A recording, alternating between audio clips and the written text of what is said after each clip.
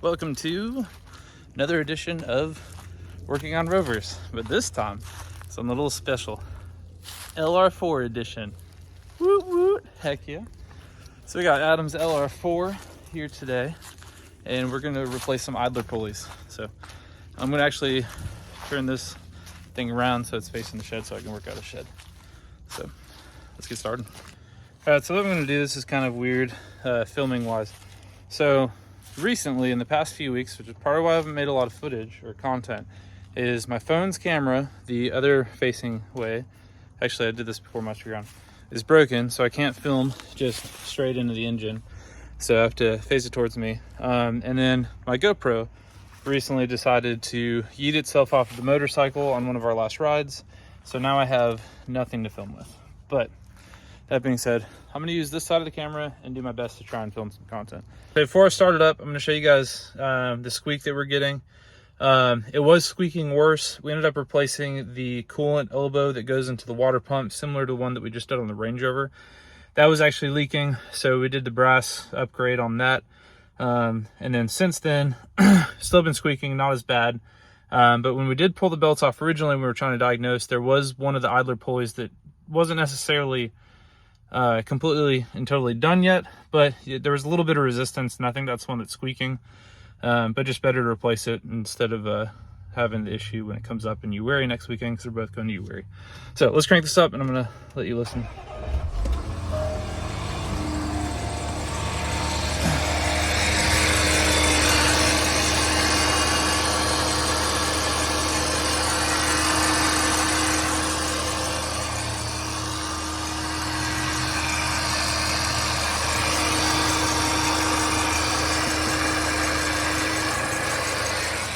So yeah, that's our squeaking.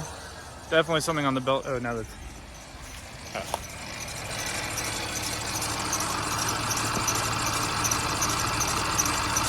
What's crazy is it actually sounds like it's coming from below the water pump.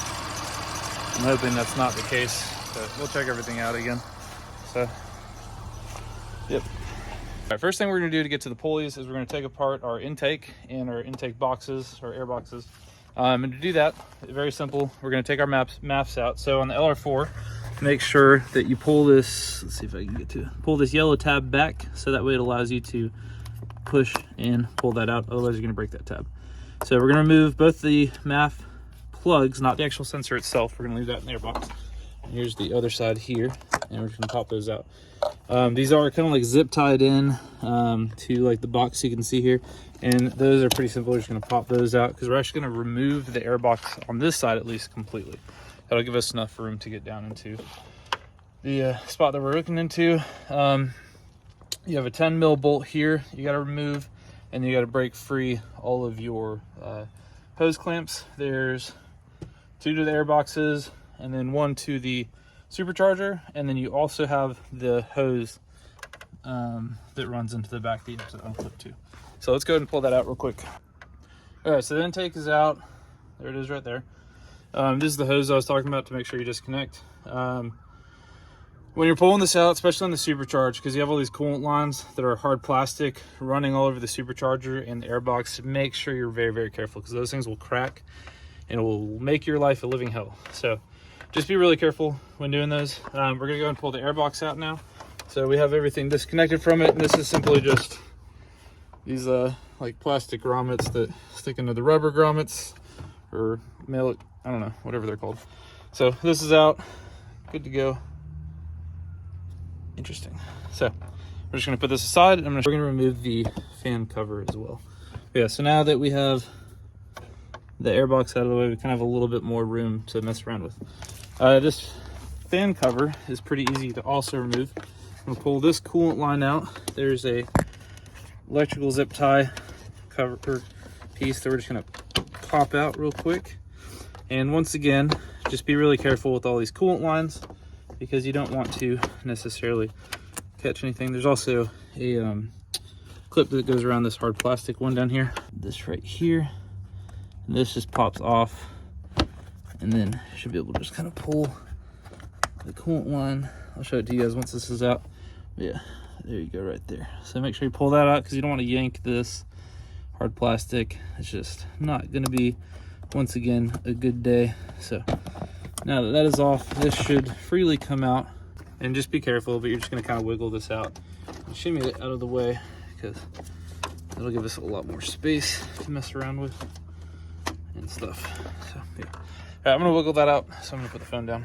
So now we have access to the belts, and what I'm gonna do, and we did this before, we kind of diagnosed this, but I'm gonna go through once I pull the belts, and I'm going to double check every pulley and make sure that there's not one in particular that's squeaking or making noise, that there's resistance, because I'm still worried that these pulleys might not be the issue.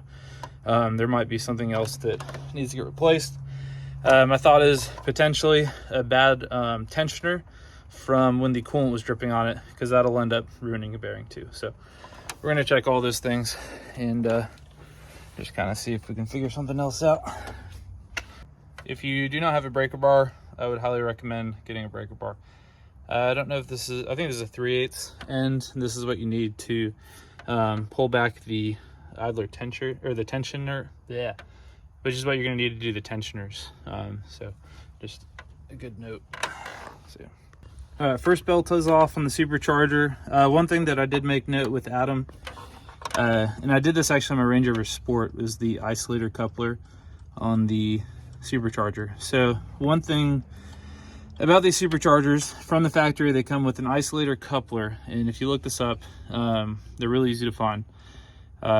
They tend to rust out, and the spring in them that holds the tension goes bad, and then you'll get play. Now this one's not terrible, but you can hear it when it's running. It's almost like a clacking, and some people think it's timing chain noise, which most of the time, yes, that is the case. But on one of these later model, like Lr4s, and like the Range Rovers and stuff, when they fix the timing chain issues, you still had the isolator coupler that'll go bad. So it's the same one.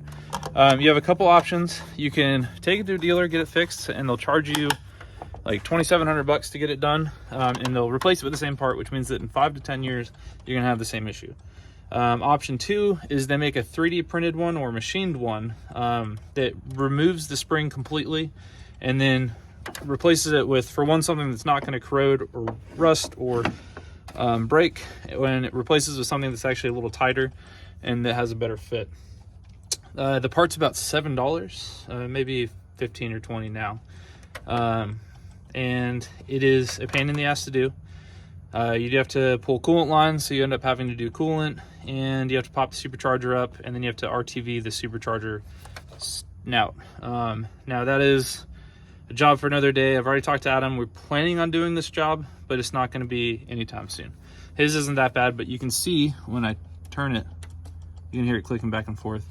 My Sport had about almost a quarter turn when I did mine. It was pretty bad, and it was definitely restricting performance. I wasn't getting any like restricted performance codes coming up, but it was definitely like on acceleration, it kind of slacked a little bit, and it just didn't always feel super smooth. So that'll be on the list of things to do probably some point this winter. And then when you do that, because the RTV, you have to let it sit overnight once you replace everything before you can start it up and bleed the coolant. So it is a bit of a project. Not something I'm looking at tackling anytime soon, but just a side note that we might be doing that. And if we do it, we'll do a really good video on it, because he's going to help me with that one. Anyways, I've got the Supercharger belt off, you can see. And then this is the pulley that I was thinking was most likely going to be the issue. You can see when I spin it, this is supposed to free spin. It just kind of goes a little bit and then completely stops. So there's a little bit of resistance there. It's not making a lot of noise. So I'm not thinking that's going to be the issue, but while we're in here, it's an easy thing to fix. So we're gonna go ahead and replace it. So that is a 16 millimeter bolt, which I have my 16 mil socket. I don't know why, but 16 mil is not one that comes in most sets. So we're just gonna go and pop that off. It is supposedly a regular thread. It's not a left-hand thread. So let's go ahead and swap this one out, and then we'll move on to the next one. All right, 2 notes to make. First one is that the bearing doesn't feel terrible in this. Once it's out, it doesn't feel like there's a whole crazy amount of resistance. It is fairly dusty. No breaks in the seal or anything that I can tell. No play in the bearing, so I'm gonna say that's probably not it. But good to replace anyways. Another note, this is note number 2, and more importantly, is this little black like washer that goes on the bolt. You see that right here? Don't lose that. That's super important. Don't know why it's there, but it's super important. Don't lose it. So yeah, let's go ahead and put the new one on. 33 foot-pounds is the torque on that. Don't quote me on that. 33 foot-pounds, that's torque down. Cool fun fact, the Brit part replacement, and I'll show you guys the serial numbers on these as I go. So this is the first pulley for the Supercharger belt. The bolt that replaces it, because it comes with a brand new fastener as well, is a 15 mil, which is a lot easier to find. So that's actually awesome. So first one's down. We're gonna go and put that belt back on because I can't get to the other one with the tensioner in the way. All right, so the first belt is on, tensioned, good to go. Now we're gonna go and pull that next one. All right, so I ended up actually pulling off the tensioner to the main drive belt because the noise is coming from over there. So that was kind of my indication to check over in that general area. There's two other pulleys I'm going to check really quick over there, but the tensioner was actually pretty easy to take off. 13 millimeter bolt, put the breaker bar on it, popped it off real quick, and just slid right out. So super easy to take apart. But what I noticed, I don't know if you'll be able to tell on the camera or hear it, but if we take the pulley, you can see it spins freely, which is fine, and then it comes kind of like a sudden halt. But if we take it and we move it, it has play. I don't know if you can hear.